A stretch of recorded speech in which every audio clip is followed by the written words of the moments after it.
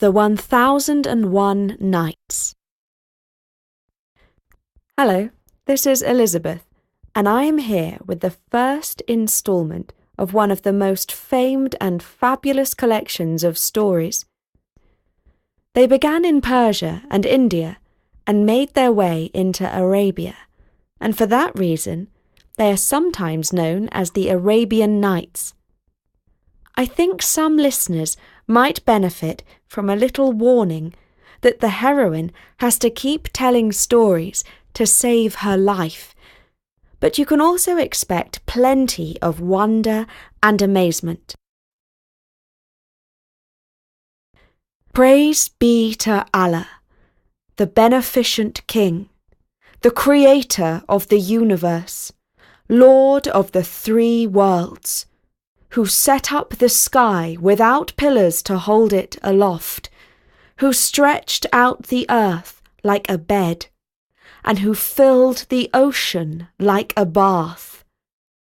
Lend me the art and the craft of she who outwitted a great king, of she who for 1001 nights captivated the Shah while she threaded her plots around him, the woman whose stories conquered the hard heart of an all-powerful man and prevented him from carrying out his terrible intent. I speak of her, Scheherazade, the greatest storyteller the world has ever known. She lived in a time of sorrow, for the ruler of the land held in his heart an awful grudge against all women. This grudge had terrible consequences for every family in the land, but it was not always so. He began his reign with a kinder heart. His name was Shahryar. He was in the fullness of his youth and power, but as yet without a wife. One evening, he stood with his younger brother, Prince Zaman, on the balcony of the palace which overlooked the pleasure gardens. They watched a young serving girl as she stepped out to the fountain to fetch water. Shahryar whispered, "See, brother, is she not as lovely as the moon and as graceful as a gazelle?" But Zaman replied, "Do not let your eyes deceive you. Although you are older than me and more powerful, yet I am more experienced in the ways of women, for I already have a wife. I tell you, no woman on earth has a pure and faithful heart. Each day I watch my queen. I see her give a visiting prince such a look that makes my blood turn angry. But it does not stop there. She gives the chief chamberlain a cheeky smile that is quite inappropriate. Why, the day before I left my palace to pay honour to you, I saw her whispering to the cook. She brings nothing but shame upon me." Shahryar laughed. "My brother, you have been looking pale and ill of late. Now I know the cause. Jealousy is eating you up because you have such a lovely wife." At this, Zaman became quite offended, but he replied in no more than a mutter, "My brother, you will learn for yourself in due time." Shahryar was ready to marry. It seemed that wherever he looked, he saw a beautiful woman, but none so lovely as the one the two brothers encountered the very next day. They got up at dawn to go hunting. Just as the sun was spreading its gentle rays, they rode their horses side by side along the seashore.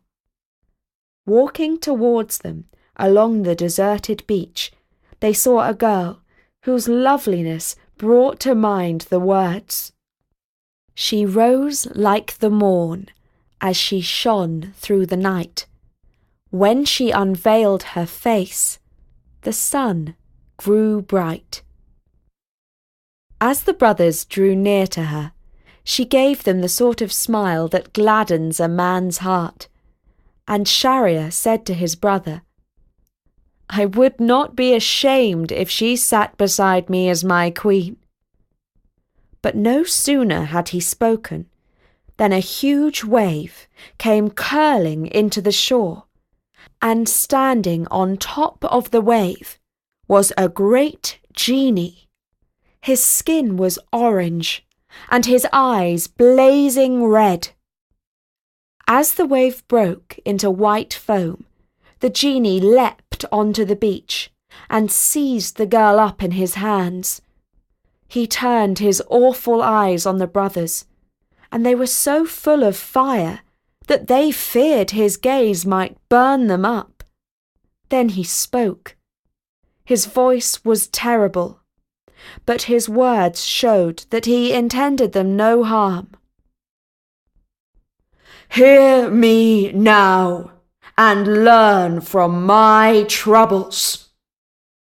When I took this girl for my bride, I set her inside a trunk, and I placed the trunk inside another trunk, and that trunk inside yet another trunk. 7 boxes in all, each with its own lock. And then I placed the 7-fold container at the bottom of the sea, so as to keep her faithful to me. But she still managed to escape. If I, a genie, with all the power of magic at my disposal, cannot hold power over my bride, what hope have you mere men of doing so?" As soon as he had issued this warning, both the genie and the girl span round and round until they became a whirlwind that sped away across the sea. For the rest of the day, Shahryar was pale and brooding. By evening, he had cheered up somewhat.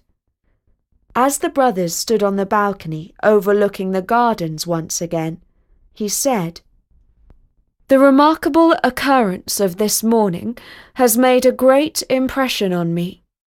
I see now that you are right. The genie has confirmed what you say. But I have thought deeply about this problem all day long, and I have formed a plan." It was not long before his brother and everyone in the land found out what the Shah had in mind. As he sat on his throne the next day, giving orders to his officials about this and that, he sent for his chief minister, a man who had served him for many years, and who had 2 lovely daughters, whom in time we shall meet, Inshallah, God willing. He commanded the minister to bring a bride to him that very evening, and in the morning to take her away to be executed. Each and every day he was to do the same, to bring another bride for him to marry, and in the morning to strike off her head. And so it came to pass for 3 years on end. There was not a family in the land that was not touched by this tragedy. The people cried out against their Shah, and called on Allah to destroy him and his reign utterly. But his heart was relentless.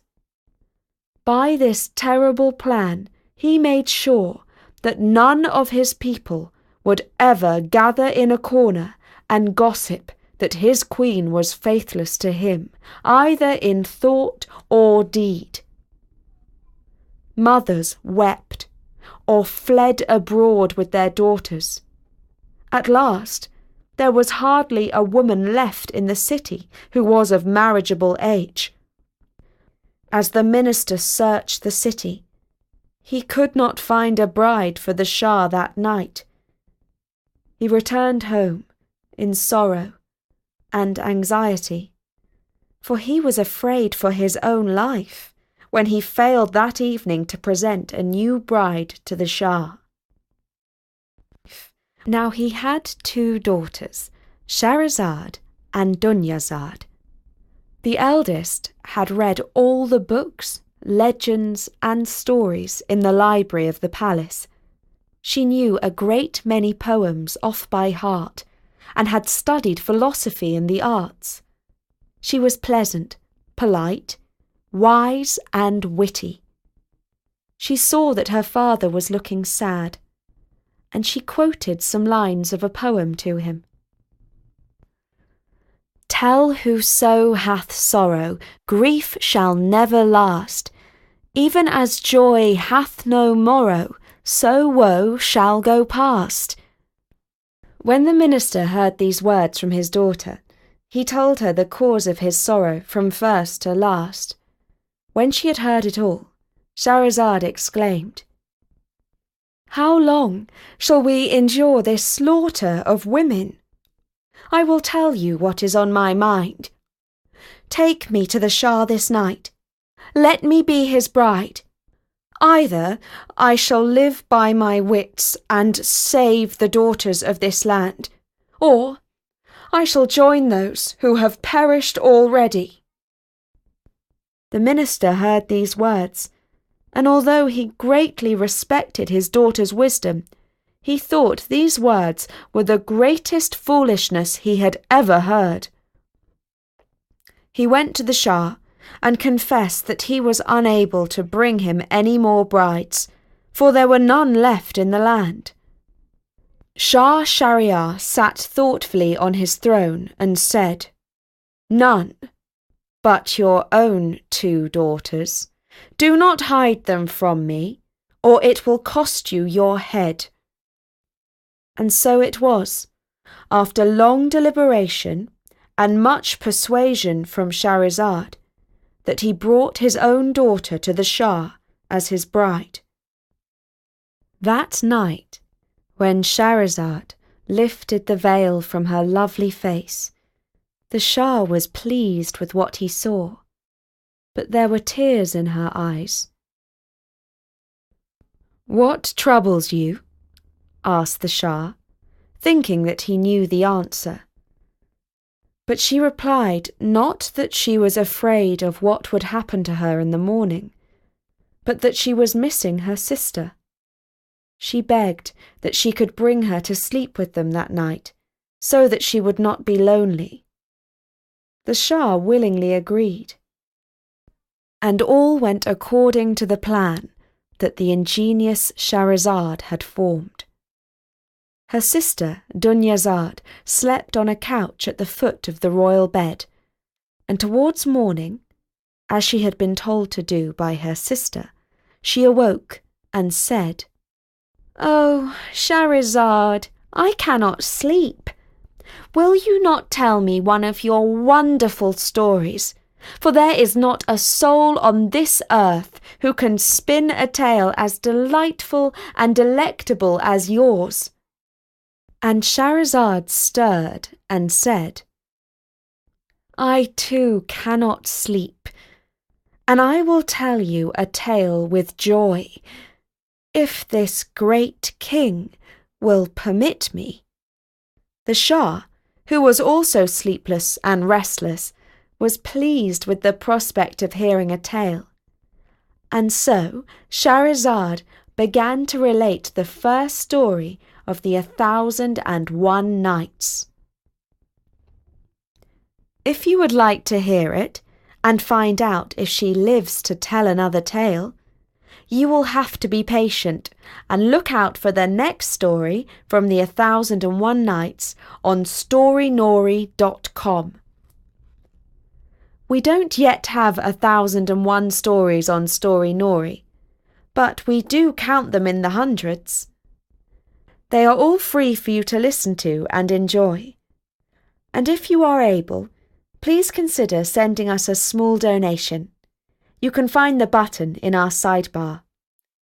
For now, from me, Elizabeth, goodbye.